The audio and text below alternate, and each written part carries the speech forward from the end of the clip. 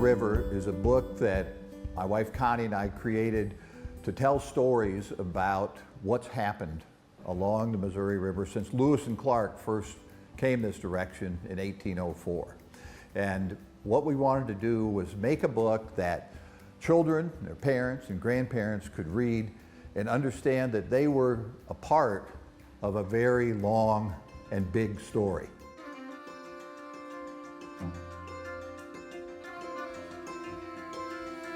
The present-day Marthasville was the westernmost trading settlement on the Missouri River at the turn of the 19th century. Lewis and Clark stopped here going upriver in 1804 and again triumphant on their return to St. Louis on September 20th, 1806. This was the frontier, full of Native Americans and wild game. Today, I'm very excited to present the Lewis and Clark story, even in a very quick way with you all. And we're going to talk a little bit about some of the history of Lewis and Clark, what they were doing on this expedition, what they were trying to accomplish.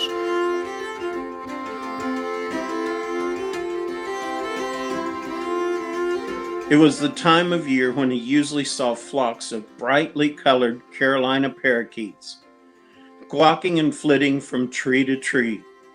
The birds roosted in the trees and they would play and hang upside down. They fed on weed seeds along the river's edge, splashing and making a racket.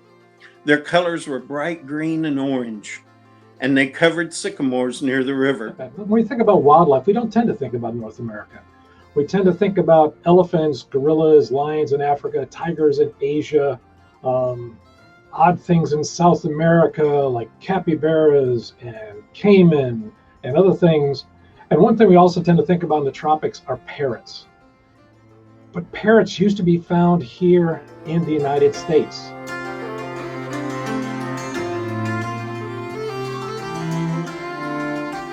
Just across the river, people owned slaves. The boys had been told that thousands of slaves lived in Montgomery County, but no slave owners were in Hermann. Beginning in 1845, Meehl wrote against slavery.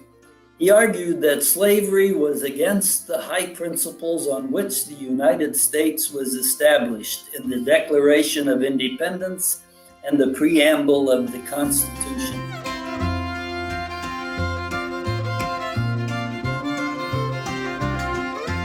Steamboat coming, steamboat coming, steamboat coming, black smoke fills the sky. So I like to study steamboats. And so how lucky for me that the steamboat in the story we were hearing today, the Montana, is one of the steamboats that I had the chance over the years to excavate. And so we're going to take a look together at 10 images that help us understand the story of the steamboat Montana and its role in the history of the Missouri River, and more specifically how it relates to New Haven and St. Charles and St. Louis and all of that part of the world.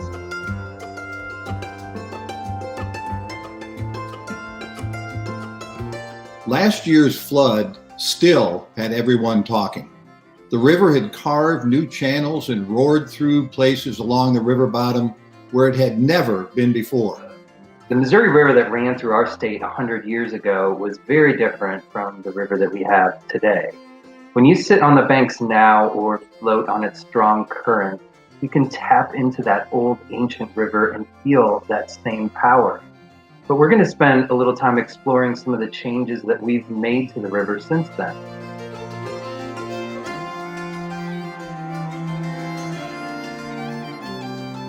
Father said, I am not going to plant another crop on land that is just going to get flooded. And I am not going to build another barn and then watch it go floating down the river. When the grown-ups talked about serious things like this, they still spoke in German. It's important to remember that the girls' great-grandparents had come all the way from Germany to live in the United States many years before. And they, like many other German people, they settled along the Missouri River Valley. It's amazing to think about all the many people who came to St. Louis and to Missouri from all over the world, and the wonderful story of the German settlers who we just heard was a very fine example of that. The Missouri Botanical Garden, affectionately called Shaw's Garden, was started by an English immigrant in 1859. It's the oldest botanical garden in the United States, actually, and a wonderful treasure for the people of St. Louis to enjoy.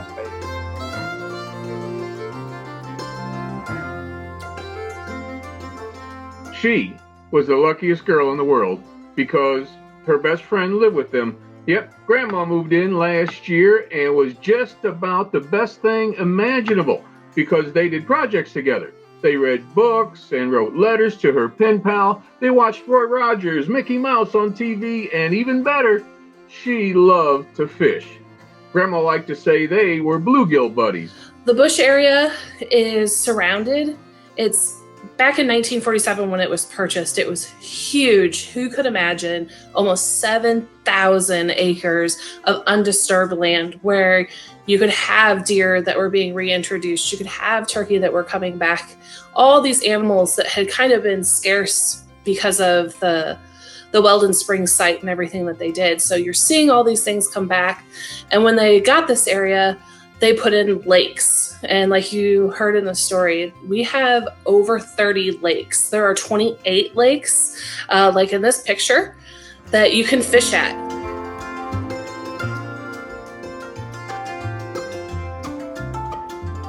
The Katy Railroad tracks ran along the river bluff and next to the farm fields in the river bottom below the town. But there were no trains. Their parents said that the trains used to stop to drop off and pick up all sorts of goods. The twins couldn't remember those days and just had to pretend that trains were still rolling past the town. They walked along the tracks, jumping from one railroad tie to the next, and made their own train whistle sounds.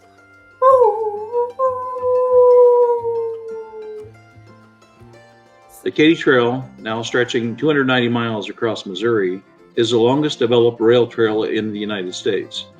The Katy Trail has been inducted into the National Rail Trails Hall of Fame. It is part of the American Discovery Trail, and it's the longest non-motorized section of the Lewis and Clark National Historic Trail.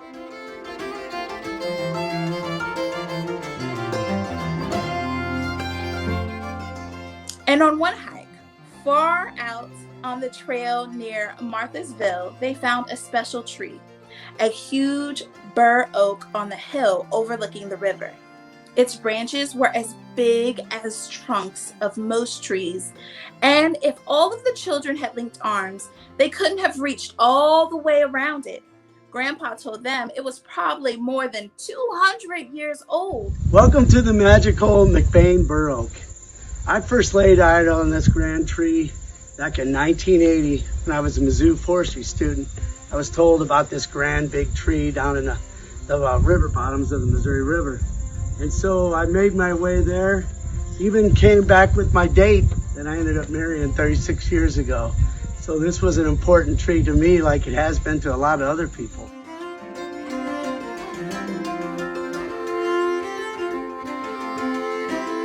We don't know what wind and ice storms will have tested the branches of the growing bur oak, or what floods may have covered its roots. We don't know what a 2040 ride on the Katy Trail will reveal about the changes in the bluffs, wetlands, and fields along the trail.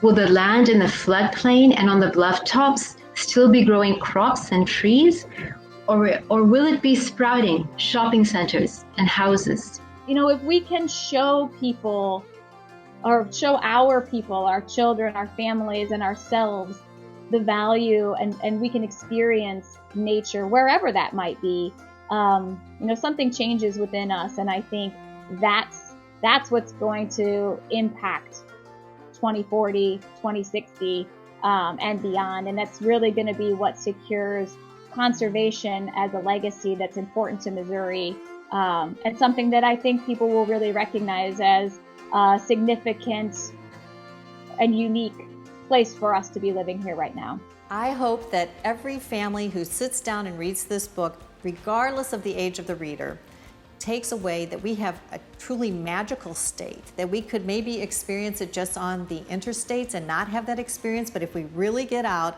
into the Missouri countryside, that we have a state that's just full of stories and history that we ought to all know about, and we'd be prouder of the state that we've chosen to call home.